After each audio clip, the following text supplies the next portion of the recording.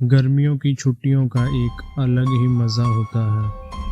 School बंद होता है और मस्ती करने का फुल टाइम मिलता है। ये कहानी भी ऐसे ही एक समर वेकेशन की है। 1998 की बात है। 16 साल की निशा और उसका 13 साल का छोटा भाई अमन उस साल की समर वेकेशन के लिए बहुत एक्साइटेड थे, क्योंकि वो करीब 10 साल के बाद अपने नाना नानी से मिलने जा रहे थे। उनके नाना नानी शिमला हिल स्टेशन के पास एक छोटे से गांव में रहते थे। एक पुराना सा खेत वाला फार्म हाउस जहां कभी भी लाइट चली जाती थी, पर अमन और निशा बहुत एक्साइटेड थे। ये पहली बार था कि वो अपने पेरेंट्स के बिना ट्रैवल कर रहे थे। एक लंबा सफ़र तय करके उनकी ट्रेन शिमला में रुकी। स्टेशन पर सिर्फ वो दोनों ही उतरे।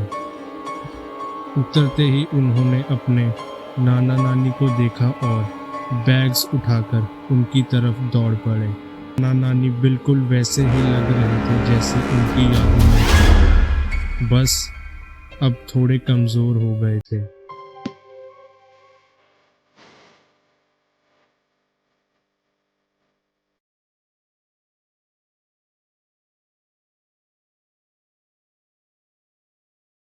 उस समय तेज धूप पड़ रही थी और काफ़ी गर्मी भी थी, लेकिन उसके बावजूद उनके नाना नानी ने शॉल्स लिए हुए थे।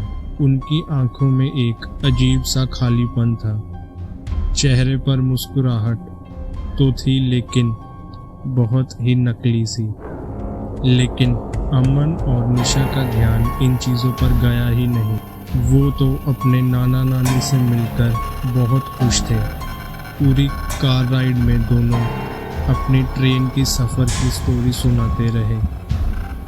नाना नानी ज़्यादा कुछ नहीं बोले, सिर्फ हाँ में हाँ मिलाते रहे और बार बार गाड़ी के रियर व्यू मिरर से उन्हें देखते रहे। शिमला से करीब 1 घंटे कार ड्राइव करके वो लोग घर पहुंच गए। उनके नाना नानी का एक बड़ा सा फार्म हाउस था, पर काफ़ी पुराना हो चुका था। पीली दीवारें और चारों तरफ जंगली घास। ऐसा लग रहा था कि जैसे उस घर को कोई मेंटेन ही नहीं करता है। दूर दूर तक कोई और घर नहीं था। रात हो चुकी थी तो आसपास कुछ दिखाई भी नहीं दे रहा था।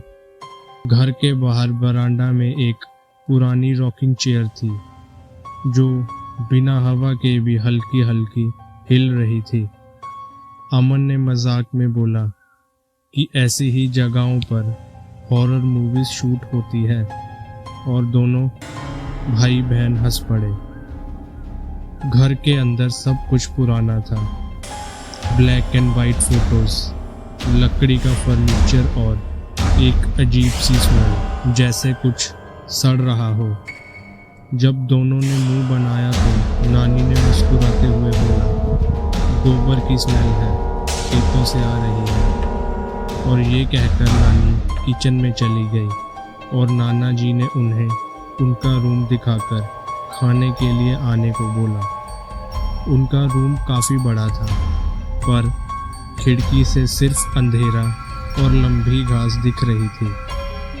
थोड़ी देर बाद नानी ने खाने के लिए बुलाया। सब डिनर के लिए बैठे, लेकिन नाना और नानी उनके साथ टेबल पर बैठे तो सही, पर उन्होंने कुछ खाया नहीं। बस यही रिपीट करते रहे कि वो दोनों कितने खुश हैं कि बच्चे आए हैं। ये बात दोनों बच्चों को पहले तो बहुत अजीब लगी, पर वो दोनों अपने नाना नानी से 10 साल बाद मिले थे। शायद उनके नाना नानी ने उन्हें बहुत ज़्यादा मिस किया था। डिनर के बाद दोनों अपने रूम में चले गए। थोड़ी देर बाद नाना जी कमरे में आए। गुड नाइट कहकर नाना जी ने लाइट ऑफ की और जाने से पहले बोला, रात में यहाँ कई जानवरों की आवाज़ आती है, तो डरना नहीं और कमरे के बाहर बिल्कुल मत निकलना। ये कहकर नाना जी उनके कमरे से चले गए और थके हुए बच्चे कब सोए उन्हें पता ही नहीं चला। अगले 2 दिन काफ़ी नॉर्मल गुजरे। हर दिन नाना नानी दोनों को उठाने आते। निशा अपना ज़्यादातर समय एक विंडो के पास बैठकर स्केचिंग करते हुए बिताती थी और उस विंडो से सिर्फ पेड़ दिखते थे, सारे के सारे एकदम एक जैसे। अमन घर के आसपास घूमता रहता या घर के पीछे के कोने में एक पुराने झूले पर बैठकर अपने वॉकमैन पर गाने सुनता रहता। नाना नानी हर दोपहर ये कहकर घर से निकल जाते कि वो दोनों खेत में काम करने जा रहे हैं और सीधे रात को ही वापस आते। घर में एक लैंडलाइन फ़ोन भी था, पर वो खराब पड़ा था, तो वो बच्चे अपने मम्मी पापा से भी बात नहीं कर पा रहे थे। कुछ छोटी छोटी चीज़ें भी थी जो थोड़ी अजीब थी, जैसे नाना नानी कभी भी उनके साथ कुछ खाते नहीं थे। हर बार कोई ना कोई बहाना करके दोनों डाइनिंग टेबल पर बस बैठे रहते। एक बार अमन ने देखा कि किचन में फ्रिज खुला हुआ था और अंदर सिर्फ एक पतीला था जिसमें कोई लाल गाढ़ा सा लिक्विड था।